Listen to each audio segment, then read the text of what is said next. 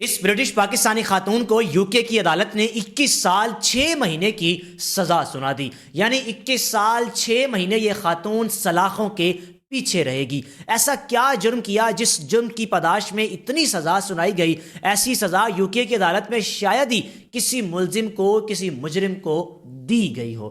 جناب علی، اس خاتون کے گھر میں جب پولیس نے ریڈ کی، چھاپا مارا، تو وہ چیزیں ملی جس کے بارے میں سن کر آپ ایک لمحے کے لیے سوچنے پر مجبور ہو جائیں گے کہ آخر اس خاتون کا نیٹ ورک کیسا تھا، یہ سب کچھ کیسے کر رہی تھی، یہ گھناؤنا کھیل کس طرح یوکے میں رہتے ہوئے کر رہی تھی، اور اس کا لائف سٹائل ایسا تھا کہ شاید ہی اس ملک میں رہتے ہوئے کسی کروڑ پتی کا ایسا لائف سٹائل ہو جیسا لائف سٹائل اس خاتون کا تھا. جناب علی، اس خاتون کا نام ہے سدرا نوشین، جس کی عمر 35 سے 40 سال کے درمیان بتائی جا رہی ہے.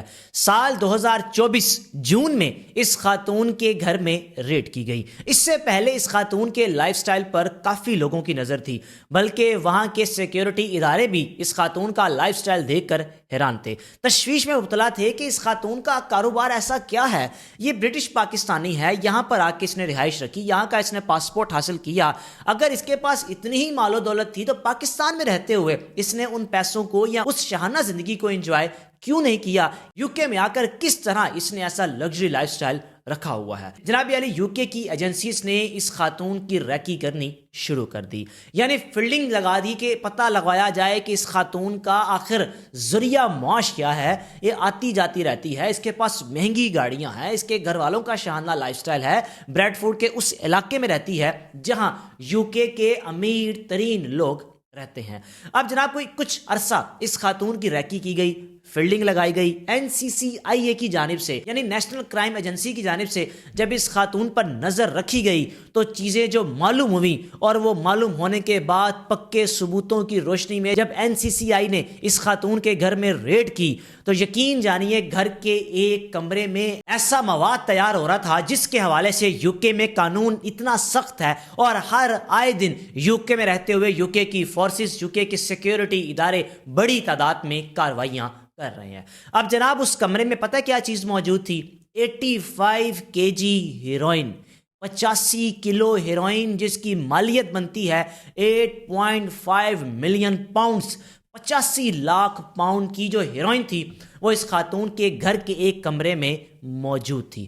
اب NCCIA والے ہکا بکا رہ گئے کہ جناب یہ ہیروئن اگر نوجوانوں تک پہنچائی جائے تو کتنی نسلیں خراب ہو سکتی ہیں، کتنے نوجوانوں کی زندگیاں خراب ہو سکتی ہیں، کتنے گھر خراب ہو سکتے ہیں. اس خاتون کا طریقہ کار کیا تھا؟ میری معلومات کے مطابق جو میں نے ریسرچ کی ہے، یہ خاتون پاکستان سے اپنا ایک نیٹ ورک چلا رہی تھی، اور پتہ نہیں کن کن جگہوں پر پیسے کھلانے. ایئرپورٹ پر ظاہر سی بات ہے جب اتنی بڑی تعداد میں منشیات پاس ہو کر ایک دوسرے ملک میں جا رہی ہے تو اس ملک کی سیکیورٹی کی ایجنسیز بھی کچھ لوگ اس میں شامل ہوں گے. پاکستان میں تو چلے رشوت دے کے پاس کروا لیا، لیکن جب چیز یوکے پہنچی وہاں بھی آخر ان کے ایجنٹس موجود ہوں گے جو ان چیزوں کو آگے پاس کروانے میں اپنا کردار ادا کرتے ہوں گے. لیکن جیسے پاکستان میں اگر اچھے آفیسرز ہیں تو برے آفیسرز بھی ہیں، اس طرح یوکے میں اگر اچھے آفیسرز ہیں تو برے آفیسرز بھی ہیں. اب برے آفیسرز نے تو اس منشیات کی رسائی کو کامیاب بنایا اس خاتون کے گھر تک، لیکن پھر جب اچھے آفیسرز کے ہاتھ میں یہ کیس آیا تو انہوں نے بڑی ایمانداری سے اس خاتون کی ریکی لگانے کے بعد اس کے گھر میں جب ریڈ کی،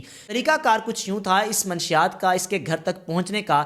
لیدر کی جیکٹس میں منشیات ڈال کر اس خاتون کے گھر میں آتی تھی. اب جس کمرے میں آتی تھی اس کمرے میں ساری منشیات کو نکالا جاتا تھا، پھر اس کے بعد 1 kg 2 kg 3 kg کے پیکٹس بنائے جاتے تھے جو مختلف نیٹ ورکس کے ذریعے لوگوں تک پہنچائے جاتے تھے. یعنی 1 کلو منشیات کی قیمت بھی لاکھوں میں بنتی ہے، تو یہ تو پھر 85 کلو منشیات ہے. 8.5 ملین پاؤنڈ کو اگر پاکستانی کرنسی میں کنورٹ کیا جائے تو اندازہ لگا لے یہ اماؤنٹ کروڑوں میں بنتی ہے. اب جناب اس خاتون کو گرفتار کر لیا گیا. گرفتار کرنے کے بعد بریڈ فورڈ کی کورٹ میں اس خاتون کا کیس چلا. شروع میں تو اس خاتون نے اپنی ضمانت لے لی، لیکن ضمانت لینے کے بعد جو NCCIA یہ جو ادارہ ہے اس نے مزید ثبوت اکٹھے کیے. یعنی اس خاتون کو دوبارہ اس کی ضمانت کینسل کروا کے گرفتار کیا، اور گرفتار جب دوبارہ کیا تو مکمل ثبوت مزید پولیس جو کہ اکٹھی کر چکی تھی، اور اس خاتون کو بھی آئیڈیا ہو چکا تھا کہ جو چیزیں ان کو چاہیے تھی وہ حاصل کر چکے ہیں، اب تو مجھے سزا مل کر ہی رہے گی. پھر جناب جون 2024 سے چلنے والا کیس اختتام پذیر ہوا 23 دسمبر 2025. آج میں ویڈیو ریکارڈ کر رہا ہوں تو 24 دسمبر 2025 ہے، یعنی ٹھیک 24 گھنٹے پہلے اس خاتون کو 21 سال 6 مہینے کی سزا سنائی گئی۔ یہ سزا تو دی گئی لیکن ساتھ ہی ساتھ اس خاتون کا UK کا پاسپورٹ بھی کینسل کر دیا گیا، یعنی اس کو پاکستان ڈیپورٹ کر دیا جائے گا۔ UK میں یہ قانون یہ بھی ہے کہ اگر کوئی پاکستانی ہے، کوئی انڈین ہے، کسی بھی دوسرے ملک سے اس کا تعلق ہے، اس نے UK میں جا کر پناہ لی، وہاں کا پاسپورٹ حاصل کیا، اور اگر کسی جرم میں پکڑا جائے، کسی جرم میں ملوث پایا جائے، جو سزا ملتی ہے 35% سزا اس کو UK میں کاٹنی پڑتی ہے اور بقیہ سزا شاید اس کو پاکستان میں کاٹنی پڑے۔ اب جناب اس خاتون کا سب سے پہلے اول تو اس کو 21 سال 6 مہینے کی سزا تو دی گئی ہے، یہ بھی ہو سکتا ہے کہ 21 سال 6 مہینے اس کو UK میں ہی سزا کاٹنی پڑے۔ دوسرا، اس کا پاسپورٹ کینسل کیا گیا، اور تیسرا، گھر کے جو بقیہ افراد تھے ان کو بھی اس کیس میں انوالو کیا جا رہا ہے، کیونکہ انہوں نے اس خاتون کو سپورٹ دی، انہوں نے ایک جرم پر پردہ ڈالا جب ان کو پتا تھا کہ ان کے گھر میں ایسا کھیل کھیلا جا رہا ہے جس سے نوجوانوں کی زندگیاں خراب ہو سکتی ہیں، نوجوان تباہی کی طرف جا سکتے ہیں،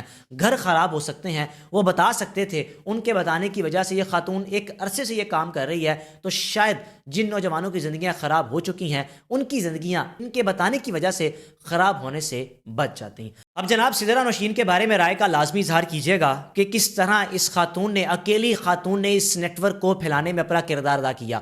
ہاں، اس خاتون تک تو یہ چیز پہنچ گئی، لیکن سوال یہ ہے کہ یہ چیز پہنچی کیسے، کون سا نیٹ ورک ہے یہ؟ نیٹ ورک اگر پاکستان میں چل رہا ہے تو کون چلا رہا ہے، اور اگر پاکستان میں نہیں چل رہا تو کہاں سے اس کو یہ منشیات مل رہی ہے؟ اگر پاکستان سے گئی ہے تو پاکستان میں ایئرپورٹ پر کیوں چیک نہیں کیا گیا؟ چلے پاکستان سے پاس ہونے کے بعد UK میں اس کو چیک کیوں نہیں کیا گیا؟ کیوں پاس کیا گیا ان جیکٹس کو جن جیکٹس میں منشیات شامل تھی؟ سدرا نوشین کے بارے میں رائے کا لازمی اظہار کیجیے گا۔ میزبان کو اجازت دیجیے، اللہ حافظ۔